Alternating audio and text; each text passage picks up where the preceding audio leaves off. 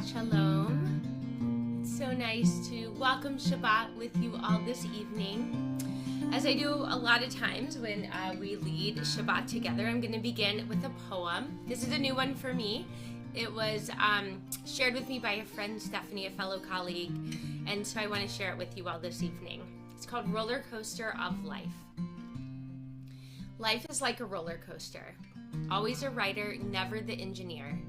Some of us bored with great excitement, eager to face the unimaginable, looking forward to the unknown, zealously anticipating the speed and suspense. Click, click, click, ascending, yearning for the feeling, anticipating the fall.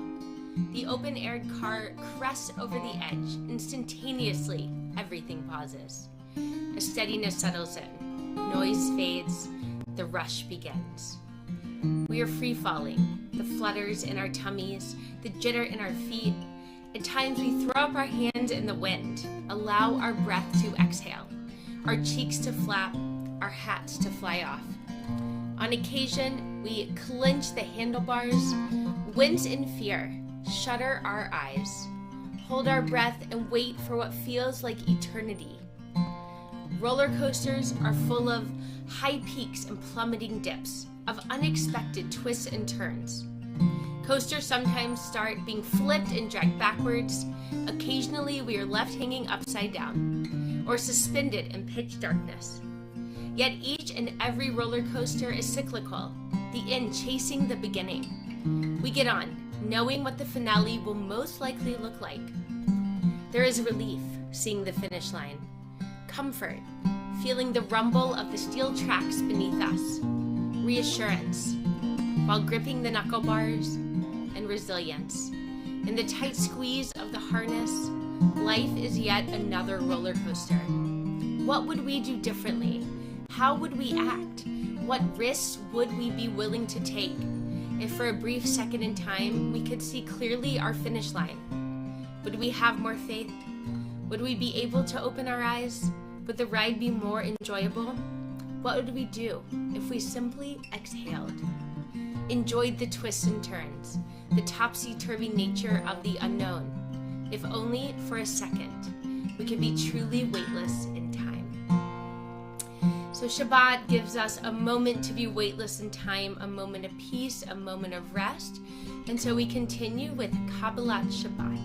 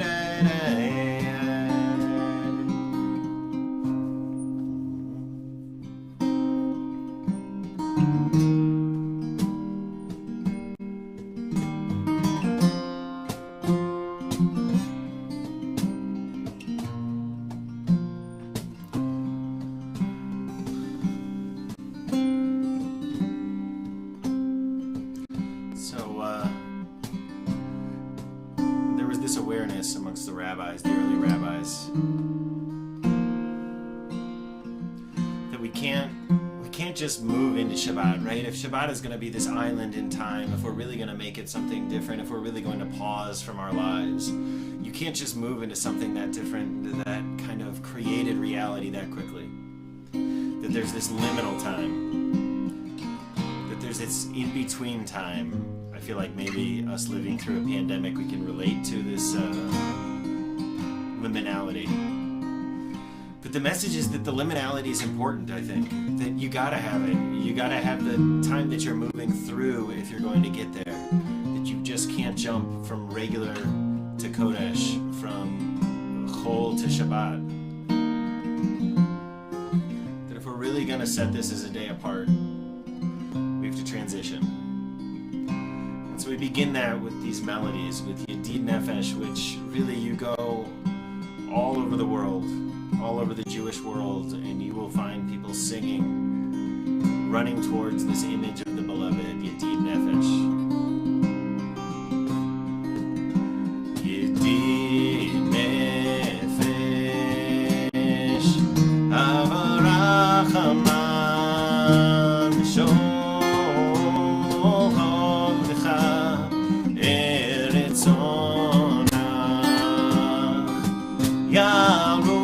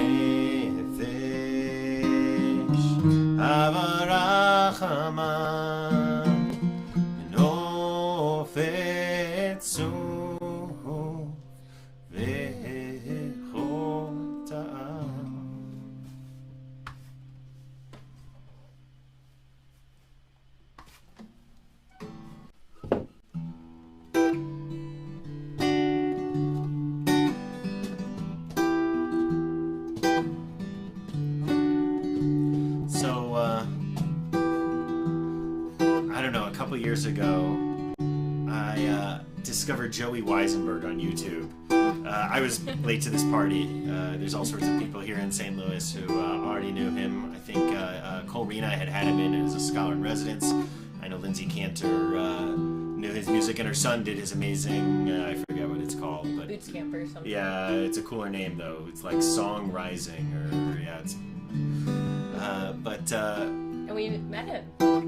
Oh yeah, I forgot. We were in Jerusalem, and we just he was randomly leading services. Yeah, at Schechter. Yeah. The conservative yeshiva. Yeah. Forgot about that. You sang with him. But he takes these kind of old feeling melodies, but they're old feeling melodies and deeply American too. It's a sort of Hasidic Americana kind of Jewish, with a lot of Jewish renewal thrown in. So this is one of his melodies that I just can't get out of my head, and I feel like it fits the text perfectly. So there is this custom to say Ana B'Koach, to say this mystical poem on Friday night, just before you would light the candles, just before you would welcome Shabbos like a bride with Lecha Dodi. It's a poem that every word is supposed to be a name for the divine. And every sentence is supposed to be a mystical name for the divine, and the whole thing is supposed to be a mystical name for the divine. And the idea becomes that divinity is not something that we find entirely external to us, that divinity is a process that we find within. Right? It's a verb in that sense, calling us, this poem, to find the divine within each person, within each sentence, within each word.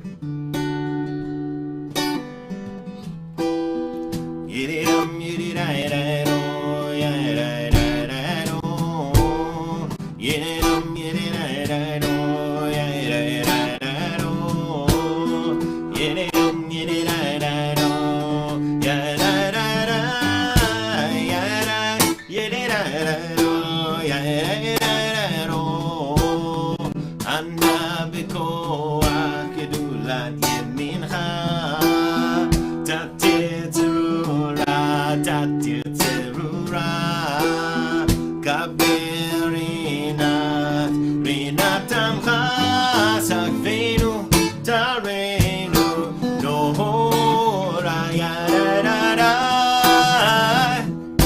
יום דידי די די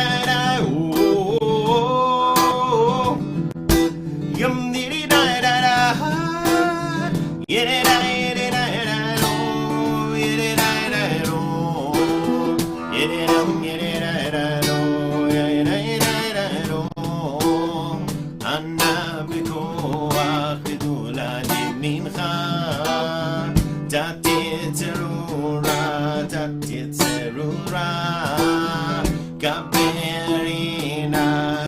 rinat amcha Sakvenu tarenu nohora ya da da da yum di di da da da oh yum di di da da da yeah da do yeah da do yeah da do yeah da do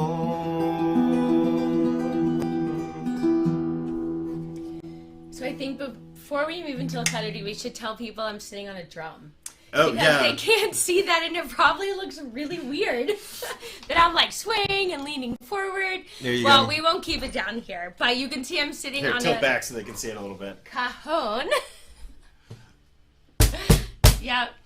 So if it looks weird, that's why I have my first drum lesson today. Pandemic band is what we call it, yeah. Yeah. So we make our way through Kabbalat Shabbat, finally ending up at Lachadodi, where we welcome the Sabbath bride. This is all about us connecting with Shabbat and connecting with something greater than ourselves. So if you so choose, on the last verse, you may rise and turn toward an entrance wherever you are and join us in welcoming the Sabbath bride.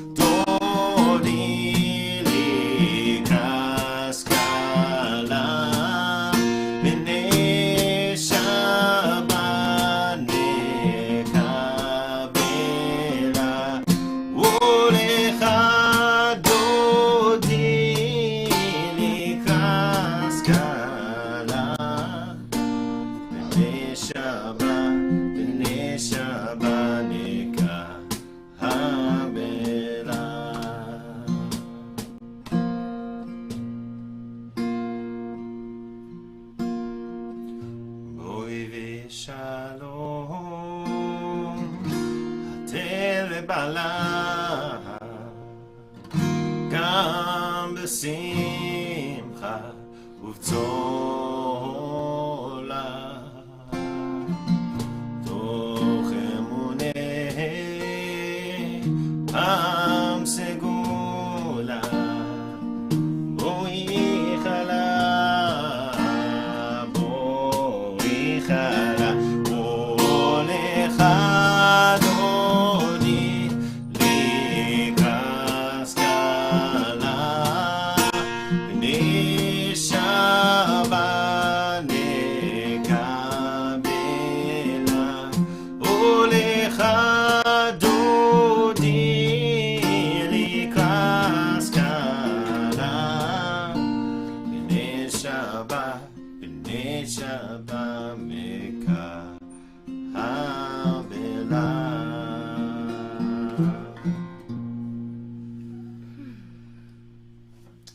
So we are lucky enough. We have been up to this point, bubbling up, quarantining up. I forget what. Quarantining with my parents.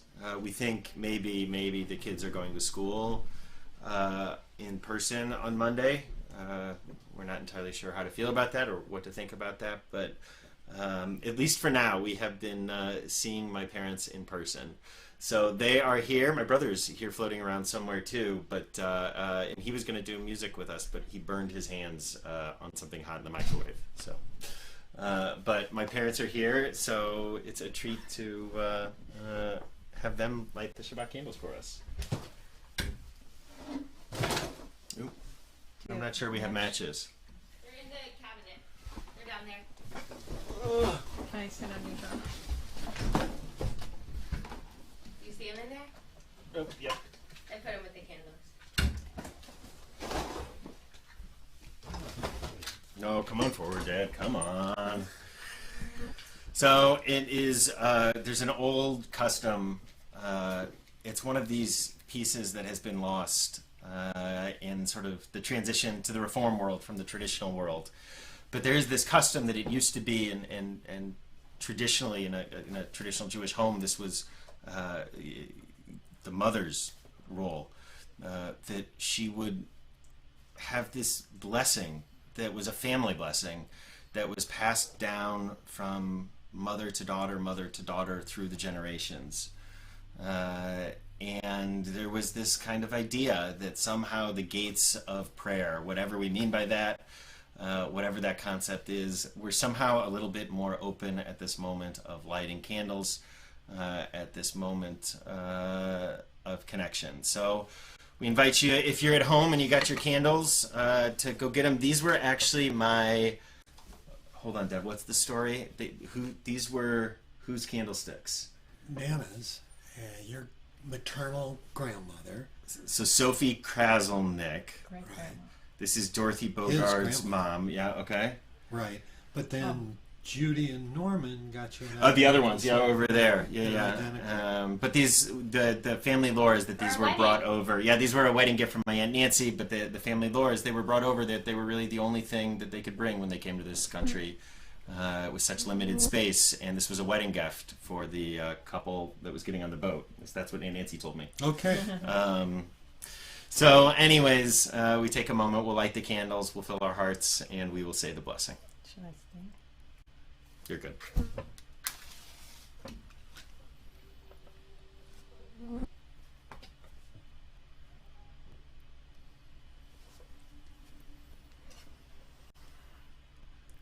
Baruch atah Adonai Eloheinu melech haolam, asher kedishanu b'mitzvotov v'tzivanu lahadli ner shel Shabbat. Amen.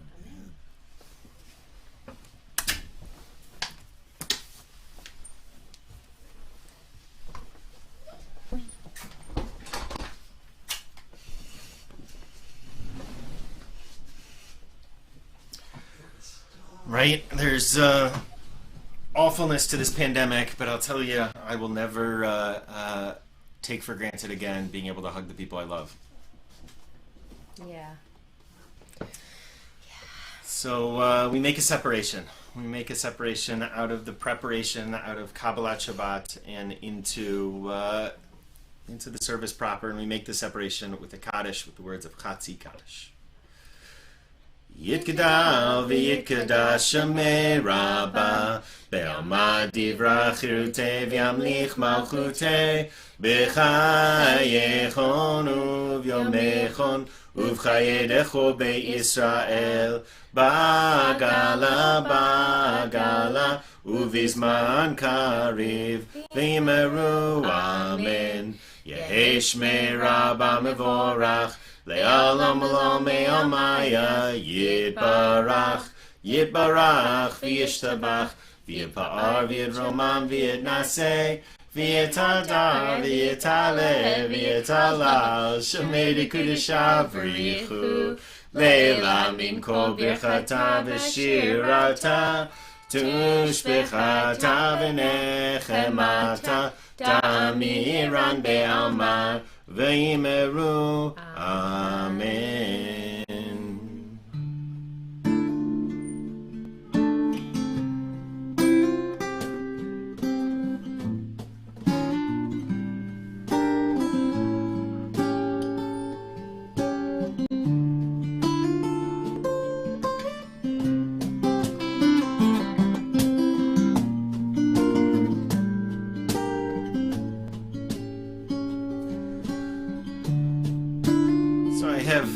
Kept returning over and over again to this image.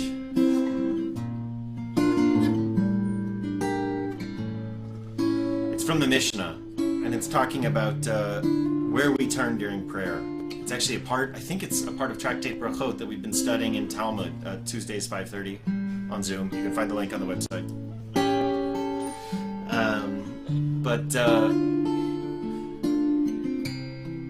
But there's this Mishnah that talks about where you turn in prayer, right? And it's a powerful thing when you think about it, right? There's actually some evidence that Muslims used to turn early on towards Jerusalem in prayer, and only later did the location change, because there's something political also about where we turn, right? If we all turn towards a certain place, we're all at some level connecting with that place. We're all projecting ourselves towards that place at some level. So there's this idea in the Mishnah that you always, no matter where you are, turn towards Jerusalem. Right? It became so common for Ashkenazi Jews to associate this with turning towards the east, the Mizrach, that there's actually a form of art. I've always wanted one of these. We've never gotten one. But it's called a Mizrach, and it just says the word Mizrach, which means east on it. But it's beautiful, sort of decorated piece of art that you put on the eastern wall in your home, so you always know, anyone who comes, which way to turn to face towards Jerusalem. So there's all sorts of nice teachings about how we turn towards the Jerusalem above and not the Jerusalem below. This isn't political allegiance, it's a spiritual connection to the world that needs to be and not the world that is. But I actually kind of like the physical right now of all of us turning, that all of us turn towards the same place, if all of us circumnavigate. I think that's, I don't know. It's a good word, circumnavigate, regardless. You're allowed to make that word. Yeah. Poetic license. Yeah. If all of us turn towards the same place, somehow in this disconnected world, we are turning towards each other. So we rise with our hearts as we turn our hearts, as we turn our spirits towards each other.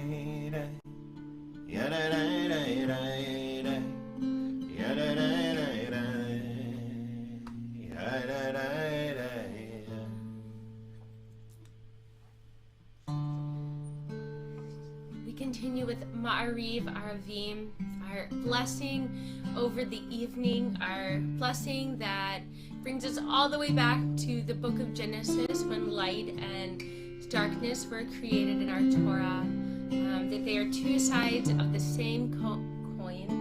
And so in the evening we say Ma'ariv Aravim, we are blessed to go to sleep, blessed to have another night. And in the daytime we say Yotzer Or, because we are also blessed to have light in our lives.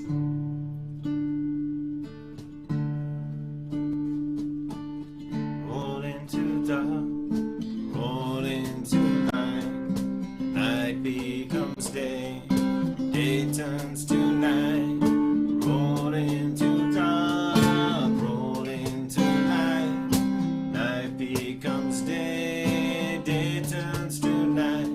Orei Om Balayla, Kolelo Mibnei Choshech, Kolelo Mibnei Choshech, Lechoshech Mibnei Roll into dark, roll into light. Night becomes day, day turns to night. Roll into dark, roll into light. Night becomes day, day turns to night.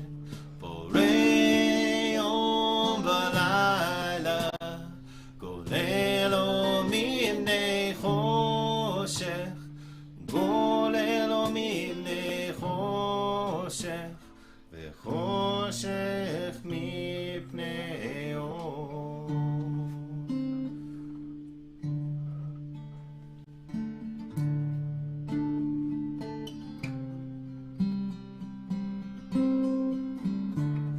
So Reb Zalman Schechter Shlomi of a blessed memory. I never knew him. He's one of Rabbi Randy's Rebbe's, actually, but in some ways he changed my life. In some ways he changed our whole family's life, actually. He took this trip. He took this trip to India. Back in the early 90s, I guess it was, the Dalai Lama, realizing that the Tibetan exile was going to go on for a while, invited this group of rabbis, this group of sort of, I don't know, Jews that he wanted to know the secret of success. Isn't this the book? The Jew Yeah, and the Lotus? The Jew and the Lotus, exactly. It's So a great book.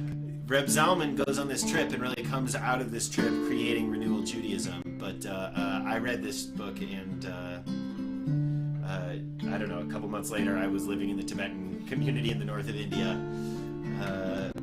Yeah. But Reb Zalman has this teaching that I actually found in this book. I remember reading it in this book. He has this teaching about the nature of this word that we say Adonai, that we normally translate as God in English, Master. right? Literally Lord, right? But stands for the name of God, and so usually translates as God. But I don't know about everyone else. I've never been very comfortable with the word God. It kind of, I don't know. It has connotations of things that I don't believe. So this word Adonai, right? What Zalman teaches is that every blade of grass has an angel, right? He doesn't mean this literally, but that every blade of grass has an essence, has something that makes it that blade of grass and not something else. That every blade of grass, he's picking this up from the Zohar, the mystical text, has an angel urging it, whispering in its ear, saying, grow, grow. Use that on Tu B'Shvat a lot. Yeah. Reb Nachman talks about that a lot too. So Reb Zalman says, just like every blade of grass has an angel, every field has an angel, has an essence, has something that makes it that field, that somehow it is different than just the sum of the blades, right? You go and you mow the grass, and yet it is still the same. You pluck out handfuls of the grass, and yet it is still the same field, that somehow it is different than the sum of its parts. And Reb Zalman said, if you back out far enough to all of creation, that word we mean when we are talking about the entirety, this is what he means, he says, with that word Adonai.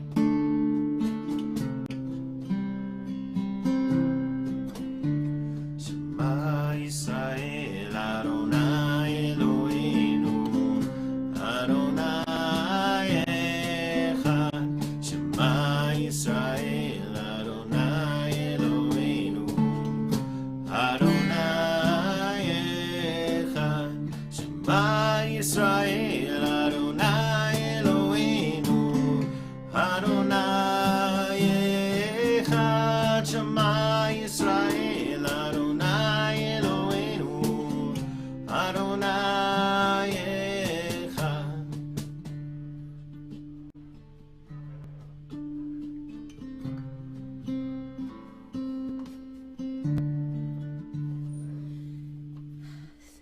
we continue with the Ve'ahavta. I have to tell you, one of my favorite things at CRC is to work with the kibbutz students, which we're not calling it the kibbutz this year because this year is going to be so different anyways, but it's the 5th and 6th graders, and this is always one of the hardest prayers for them to learn. It's so long, and there's so many chaz. Did you bring it back up? Maybe I'll put it back up. Yeah. Put it back up so I can see all the chaz. And so they're always complaining about learning this one, and nobody ever wants to start it. But then I think when we talk about it and when we understand the message behind it, it becomes really meaningful to the students. This idea that we have to live our values at every moment of every day, that whether we're at home, whether we're outside of our homes, whether we're sleeping, whether we're awake, whether being woken up, that we have to be the best version of ourselves, no matter where we are and no matter what we are doing. And so hopefully that resonates with them as they are struggling through this rather difficult long prayer. So we encourage you to chant this with us, or simply take a moment to reflect on the idea of what it means to live our values. Especially these days during Elul. Yeah, especially during Elul. Especially during Elul.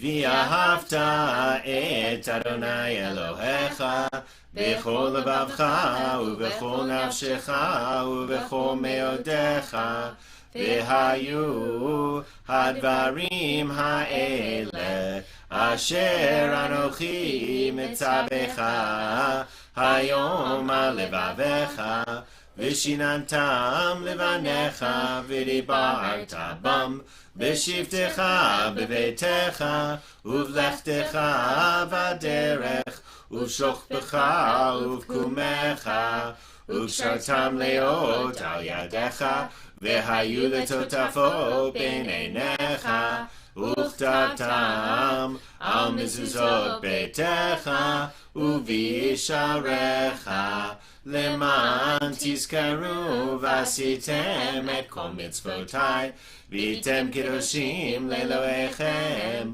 אני אדוני אלוהיכם אשר הוצאתי אתכם מארץ מצרים להיות לכם לאלוהים אני אדוני אלוהיכם אדוני אלוהיכם אמת.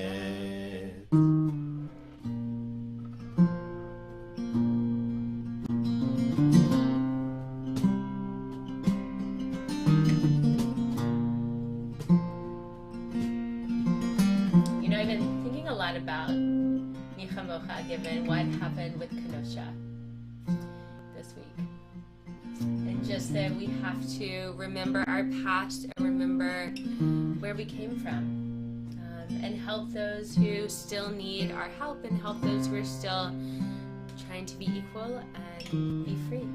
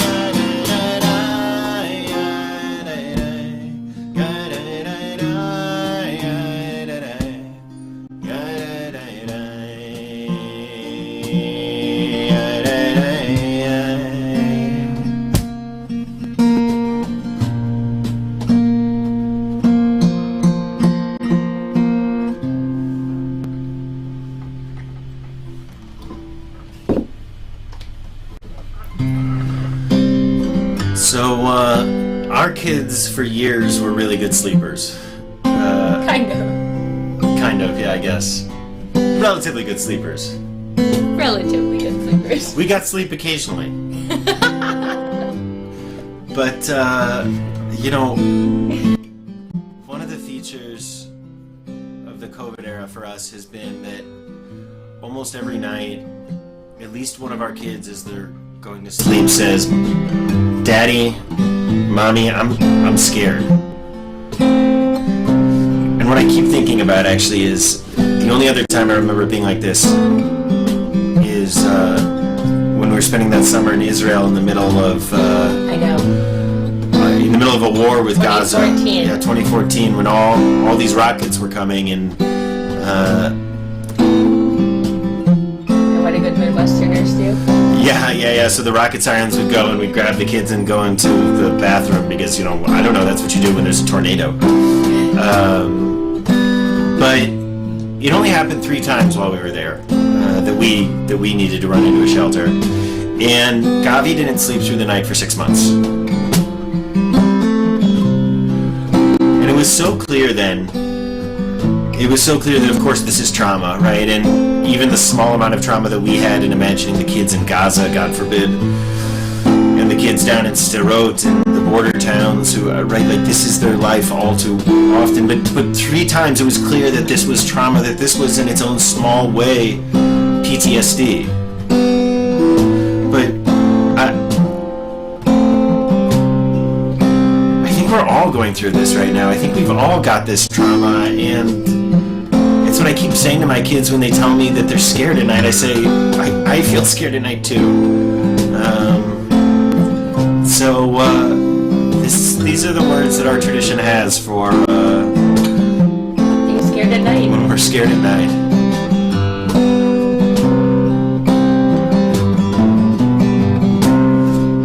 Hashkivenu Adonai Eloheinu Leshalom V'hamidenu Shomreinu Lechaim Hashkivenu Adonai Eloheinu Leshalom V'hamidenu Shomreinu Lechaim.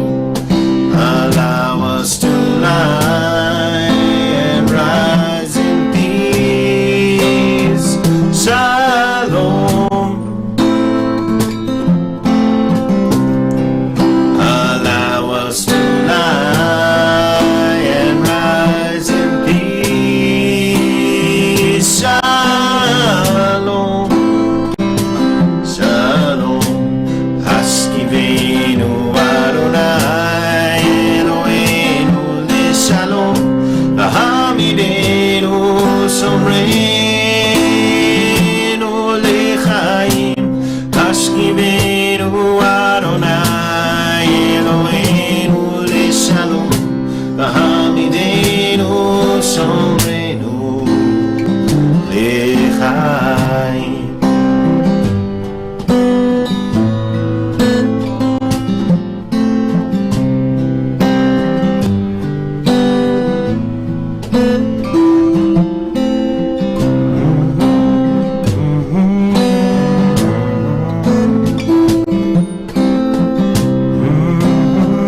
One day.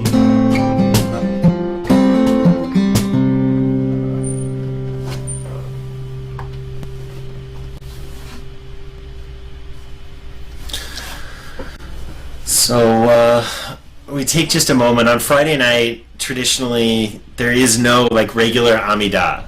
Instead, there's something like a shortened Amidah, Me'ein Sheva, just a moment of collective prayer. So we will have just that moment in just a moment. But first, we begin with this ancient psalm, Adonai Sivatai Tiftach Ufi Yagid Tehilatecha.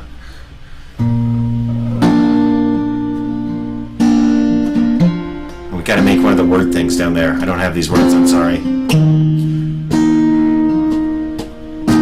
Adonai, open my lips that my mouth may declare your praise, is how we normally translate it. And And it sounds so nice, and it sounds so prayerful for before we say Amidah, but when you go back to the origins of this, I think it's actually a lot more subversive.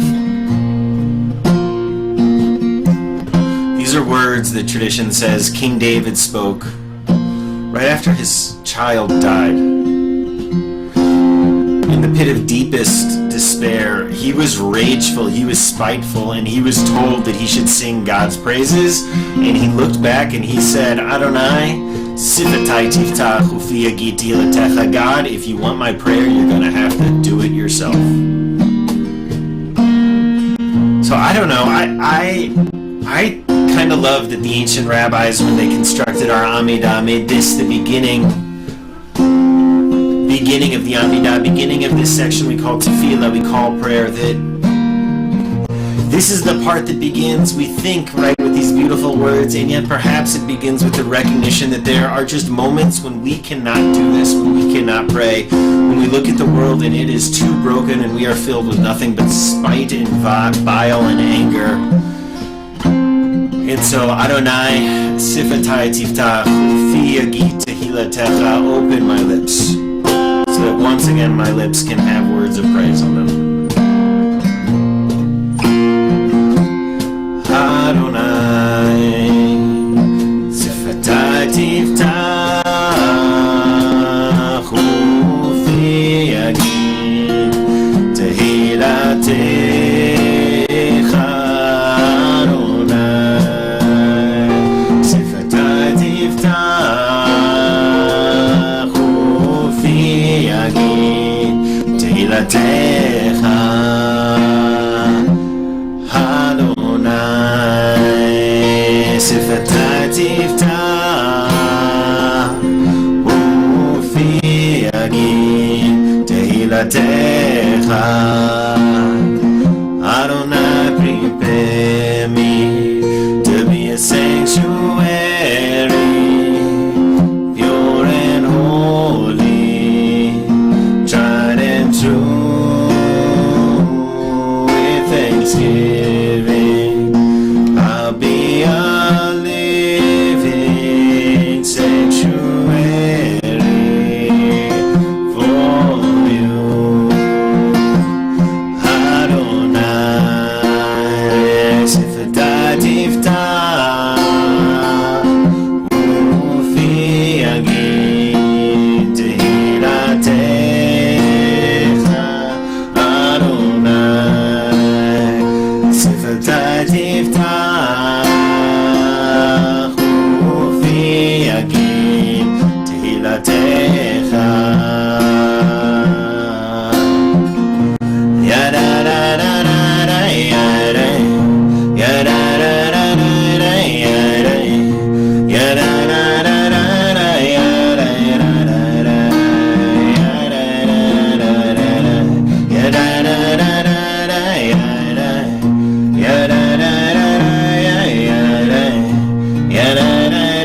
yada,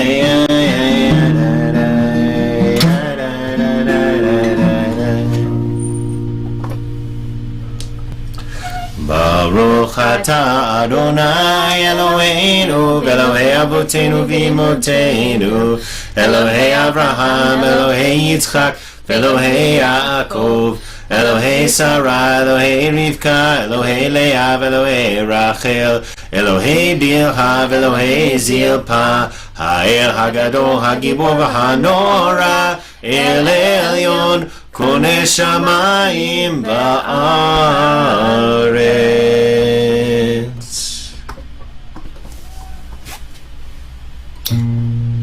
Grab the list.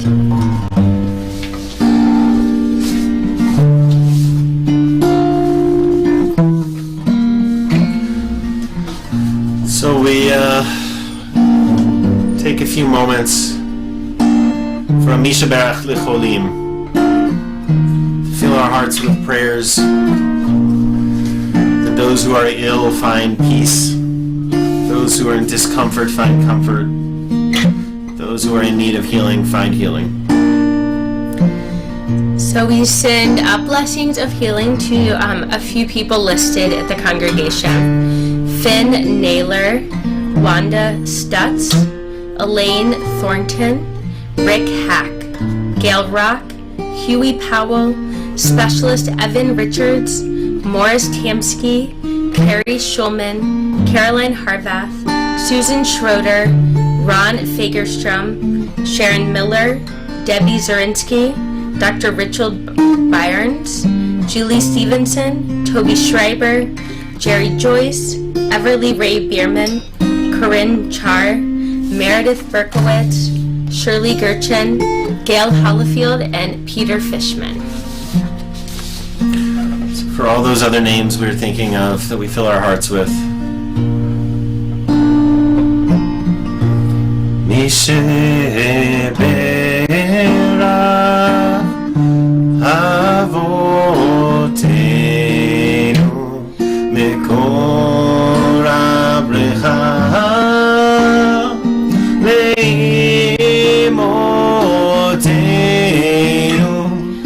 May the source of strength, who bless the ones before us, help us find the courage to make our lives a blessing, and let us say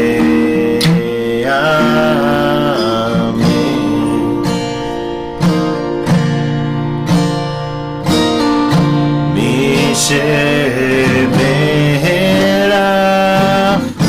imotenu mekor habrecha li'avotenu. Bless those in need of healing with refuah shema.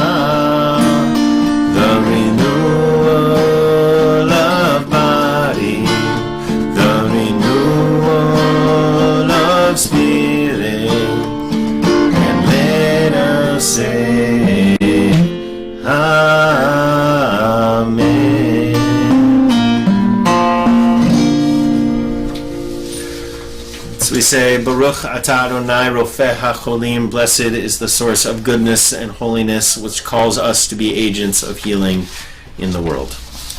Amen. So I'm going to share with you a story this evening. We are in the month of Elul right now, which is the month before Rosh Hashanah, and it's a time for personal introspection. And I think the story really captures that we never know what we mean to somebody else. We really might never know our place in the world. So this is called Carrying the Story.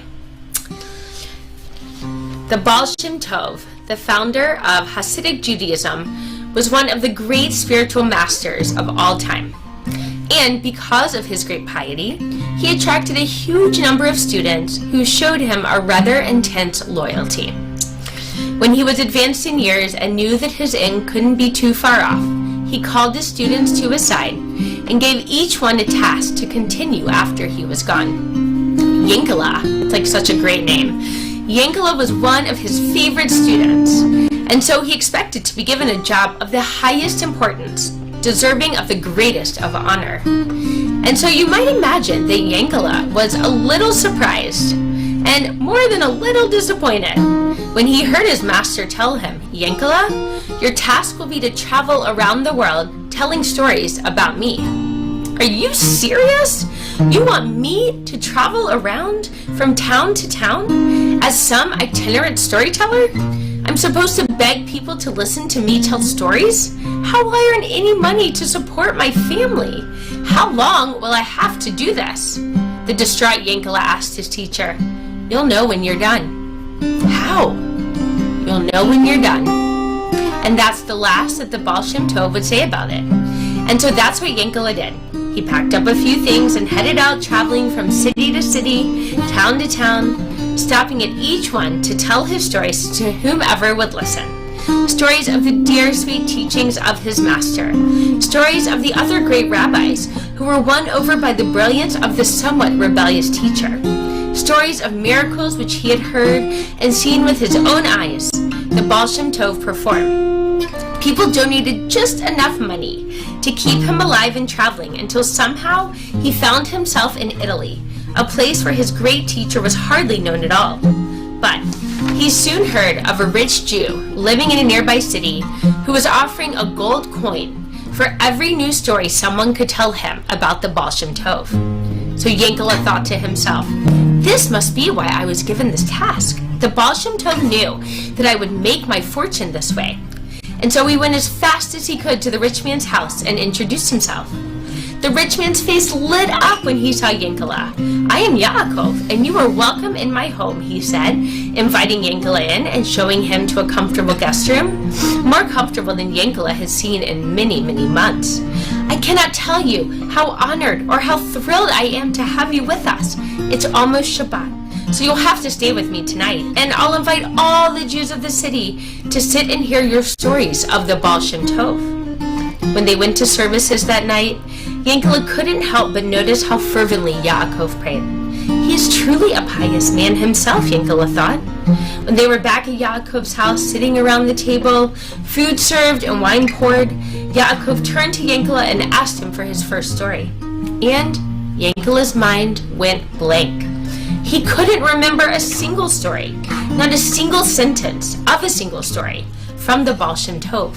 Nothing. Yankele was so embarrassed he was almost in tears, but his host didn't seem angry or frustrated at all, just sad. You're probably just tired from your journey, he said. Sleep, and you can tell your stories tomorrow. The next morning during services, Yankele watched as Yaakov prayed with even more intensity than the night before. He prayed as his entire life depended on it. And then afterwards, when they gathered back around the table, he again turned to Yankele and asked him for his story. And again, Yankele's mind went blank. They all passed that meal in a sad, uncomfortable silence. As soon as Shabbat was over, Yankele packed up his few things and snuck out of the house and headed out of town, ashamed and confused.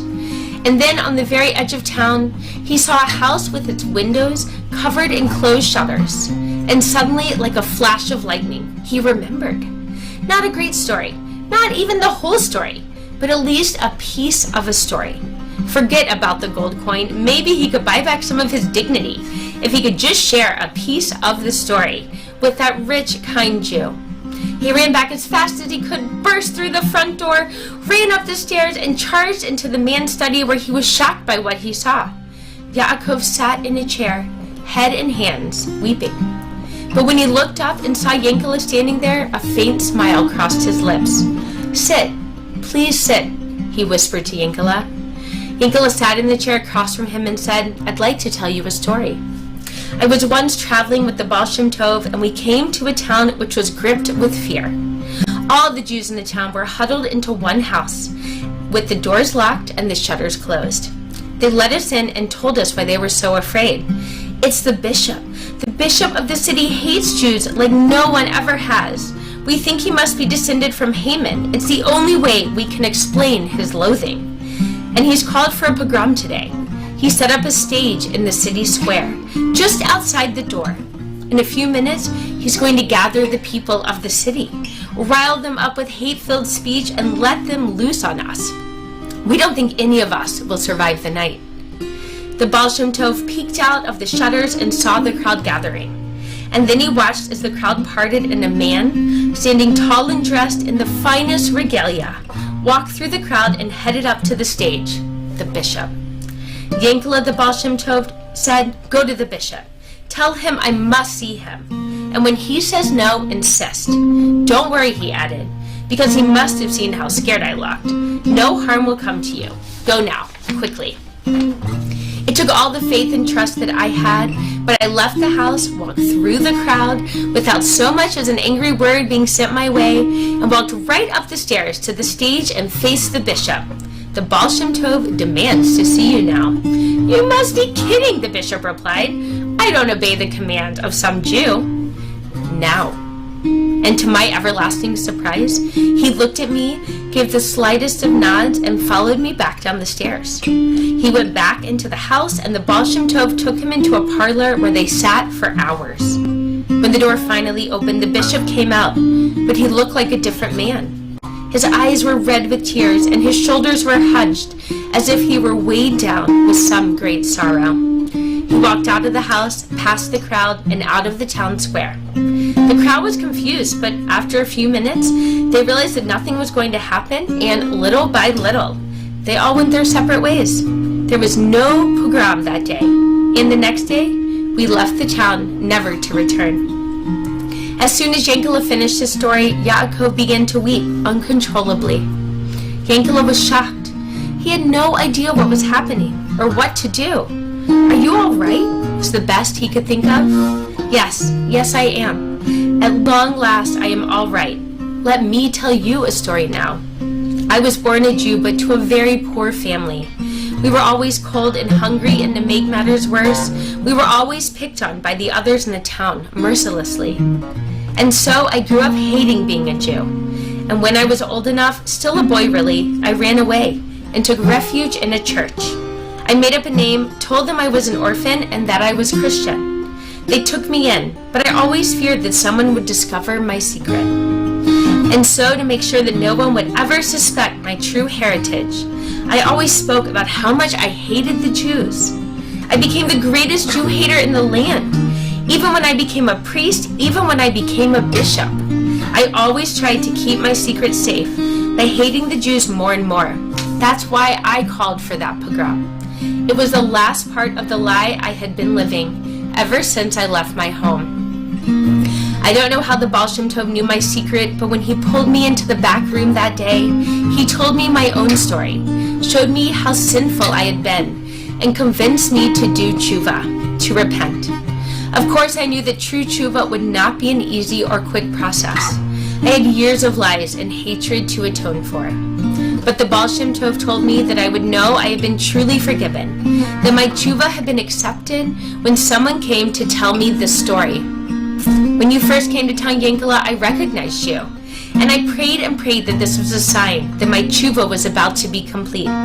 But when you couldn't remember the stories, I knew I had failed. As hard as I prayed, you couldn't remember anything. And so I knew I had not been forgiven. And when you left, I felt my heart break because I feared that I would never be forgiven. I laid my broken heart open and prayed with all my might, all my soul, one last time that after all these years, I might finally be forgiven. And only then was there compassion for me. My dear Yankele, all these years you have been wandering this world carrying a piece of me inside of you, carrying the key which would set me free. The story that you told, my story, was the key to my salvation. And Yankele sat there, stunned by the majesty of it all, remembering one of the dear sweet teachings that his teacher, the Baal Shem Tov, has shared with him. Each of us carries deep within our hearts the missing piece of someone else's soul. You have been placed on this earth for no reason other than to bring it back home. Shabbat Shalom.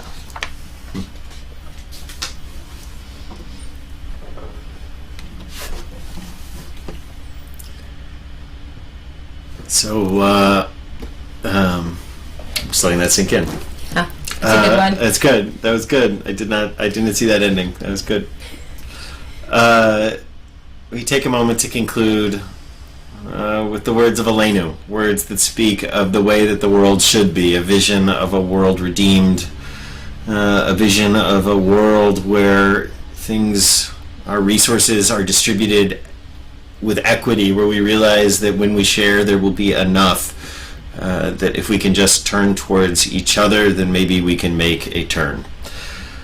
Aleinu l'shabeach l'adon hakol, l'atei gilula liotzer breshit, shelo asanu kiluyei haratzot, velo samanu k'mishpachot hadama, shelo sam chelkeinu kahem, וגורלנו כחוהמונם, ואנחנו קוראים ומשתחווים ומודים לפני מלך מלכי המלכים, הקדוש ברוך הוא, שהוא נוטה שמיים ביוסר הארץ, ומושב יקרו בשמיים ממעל, ושכינתו זו, בגובה מרומים. הוא אלוהינו אין עוד, מלכנו אפס זולתו, ככתוב בתורתו. וידעת היום והשבות אל לבבך, כי אדוני הוא האלוהים בשמיים ממעל, ועל הארץ מתחתנו. ונאמר והיה אדוני למלך על כל הארץ, ביום ההוא יהיה אדוני אחד, ושמו אחד.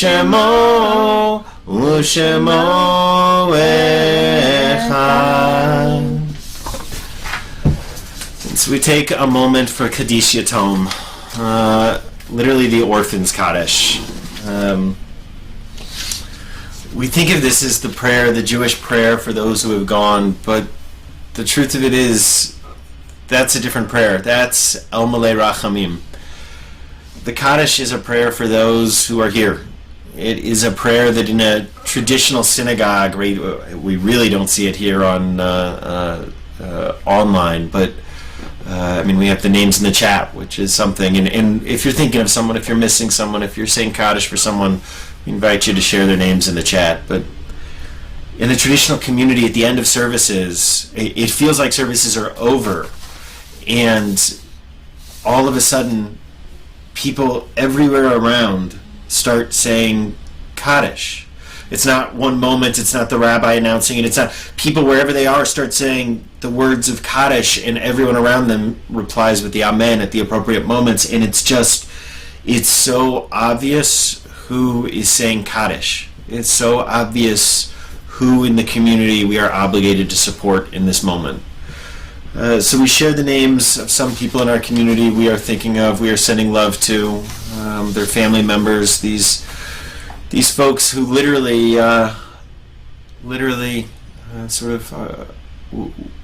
we live in the community, we are the inheritors of the community that they built. So we remember their names with the hope that Zichronam Livracha, that their memories really grow as a source of strength and blessing. So, Clarence Shelley, this is Bruce in our office, it's his dad. Catherine Goldstein, Molly Frohlichstein, this is Lynn Tobin's mother. Ann Barbara Schifrin, Julie Kaplan's mother-in-law, and this is Joe and Ezra's grandma. Fran Hyman, Karen's mom. Marvin Koski, Terry Stern's grandmother. Jen Nelson, Dale Brodsky's mom. Charlotte Futterman, Ellen's mom. Norman Roth, the dad of Craig Roth. Kent Hoffman, Miriam's dad. Sidney Feiner, the dad of Stacy Zide. Jeremy Schneider, Robert Schneider's father. Carolyn Harvath, a dear friend of Marcy Bodsky.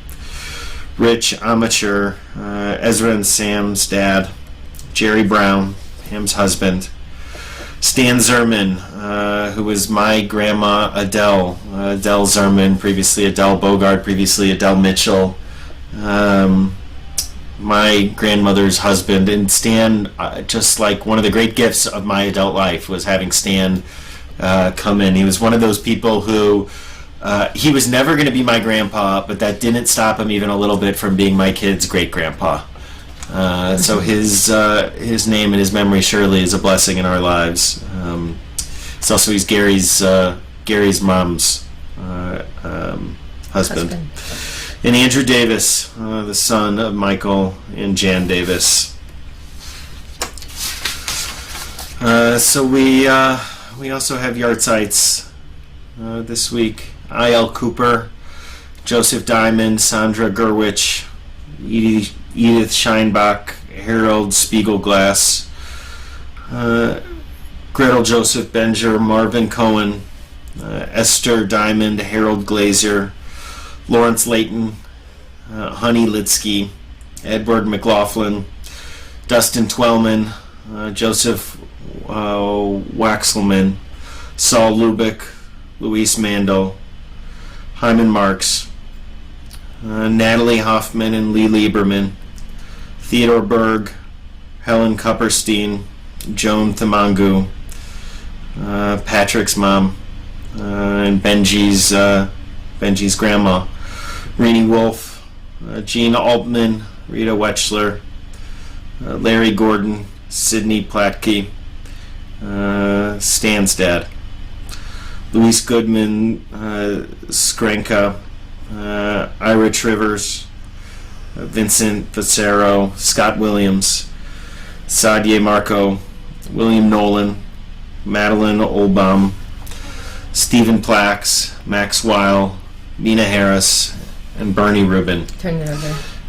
Bernie Rubin, yeah, brother of Milton Rubin, beloved CRC member. Milton, who has for years helped with the soup kitchen.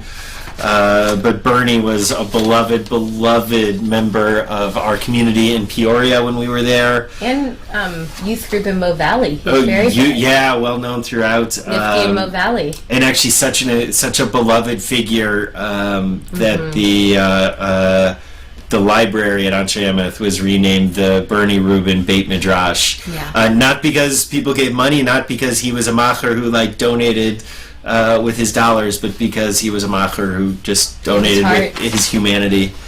Nathan Eveloff, Diane Kressberg, B. Lamb. It's her first chart type? Wow. First or second. Wow. Yeah.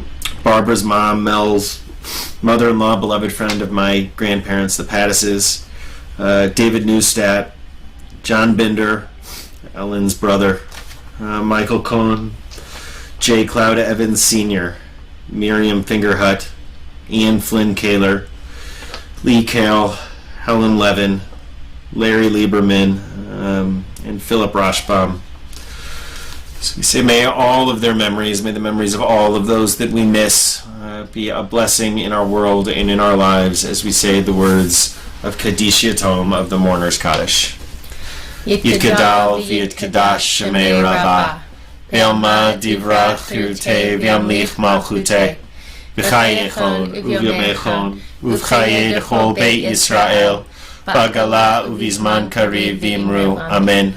Yehi Shmei Rabba Mevorach Le'olam Olmei Almaya Yitbarach V'yishtabach V'yipa'ar V'yitromam V'yitnaseh V'yitadar V'yitaleh V'yitalal Shemei D'Kudesha Barichu Le'ela Min Kol Birchata V'shirata Tushbechata V'nechemata Damiran Be'alma V'imru Amen. Yehi Shlama Rabba Min Shemaya V'chaim Aleinu Ve'al Kol Yisrael Ve'imru, Amen. Usei Shalom B'mromav, Huya Asei Shalom, Aleinu Ve'al Kol Yisrael, Ve'al Kol Yoshvei Tevel, Ve'imru, Amen. Zichronam Levracha, may the memories of all of those that we miss, all of those that we love, grow and grow as a source of blessing in our lives. And so we give each other a blessing. We should say a couple of announcements. Oh, yeah. So the High Holy Days are coming up. Please check our website if you want to attend Rosh Hashanah online or Yom Kippur online. We are offering all kinds of wonderful things to enhance your High Holy Day experience since we can't all be together. So please keep checking our website. We're updating it often with new information. And we really hope that you can join us. And there will be, just to be clear, there will be no passwords, there will be no payments, there will be no... High Holy Days are open to everyone, just like everything else that CRC does. So if you know folks that are looking for a place digitally, please let them know. We got a call, an email, I don't even remember anymore, call, I think, from someone in Florida who was just wanted to support our community after she read the news report about our neighbors and about Rabbi Susan and standing up to bullies. And when she found out, she said she wanted to be a part of the High Holy Days with us this year, and so wanted to know where she could go online to pay and buy her tickets and get the password. And when we told her that, like, we don't do any of those things and we never have, evidently she said she didn't even know places like this existed. So make sure to let people know. Yeah. As always, we just want folks to know that community is here for them if they want it. One other thing, there's no university series in September, so we just finished August, so we will be joining together for the High Holy Days, and not on Tuesdays for this month. But I think Rabbi Jim will still be teaching Wednesdays, and Stone Salon will still be going on Thursdays. So we end with a blessing.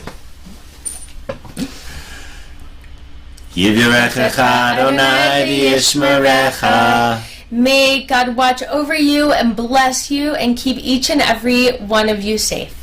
Yeah. Adonai panav elecha v'chunecha. May we each feel a little bit of the light that I know we are sending out towards each other, even from a distance, even from afar, and refract it back into the world. Yisa Adonai panav elecha v'yasem lecha shalom. And may this be a week or a time or a month of peace and love, peace in our hearts, love in our hearts, and peace and love in our communities and beyond. Shabbat Shalom, Shabbat everyone. Shalom.